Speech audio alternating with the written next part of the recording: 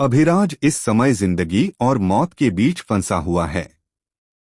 अस्पताल के emergency ward में उसकी सांसें जैसे टूटती हुई उम्मीदों की तरह कमजोर पड़ती जा रही हैं।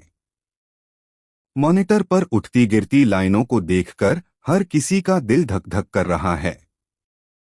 वहीं दूसरी तरफ काजल, जिसने मौत को बेहद करीब से देखा है, अब दयानंद के खिलाफ खड़ी हो गई है और इस बार वह पीछे हटने वाली नहीं है।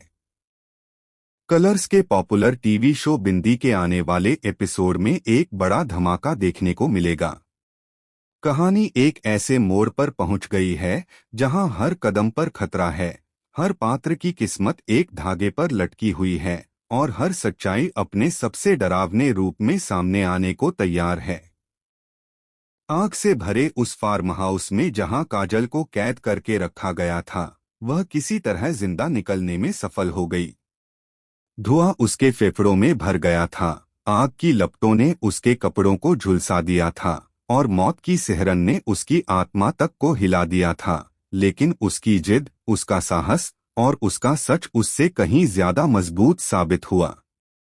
वह बच गई, लेकिन इस आग ने अभिराज की जिंदगी को निगलने की कोशिश की। जिस आग में काजल बाहर निकलने के लिए लड़ रही थी, उसी आग ने अभिराज को भीतर धकेल दिया था और उसकी हालत अब बेहद नाजुक है। अस्पताल के बाहर चिंता, गुस्से और डर का माहौल छाया हुआ है। डॉक्टर लगातार प्रयास कर रहे हैं, लेकिन उनके चेहरे पर उभरते तनाव सब कुछ बता रहे हैं। अभिराज की धड़कनें कभी तेज हो रही हैं, कभी अचानक धीमी पड़ जाती हैं। कमरे में मौजूद हर शख्स को लग रहा है जैसे समय थम गया हो। बिंदी की हालत तो उससे भी ज्यादा खराब है। वह बाहर खड़ी रो रो कर बेहाल हो चुकी है। उसकी आंखें सूज चुकी हैं, आवाज भर्रा गई है और हाथ लगातार कांप रहे हैं। दूसरी तरफ काजल, जिसने अभी अभी मौत को मात दी है, सीधे दयानंद का सामना करती है। उसकी आंखों में अब डर नहीं बल्कि आग है और शब्दों में वो ताकत जो किसी भी अत्याचारी को उसकी असलियत दिखा देती है।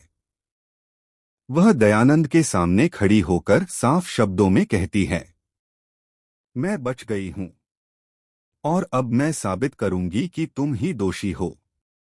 तुमने ही मेरा अपहरण करवाया था। मैं सब कुछ पुलिस को बताऊंगी, कौन था, कैसे हुआ और इसके पीछे असली मास्टरमाइंड कौन है। तुम्हारी उल्टी गिनती अब शुरू हो चुकी है।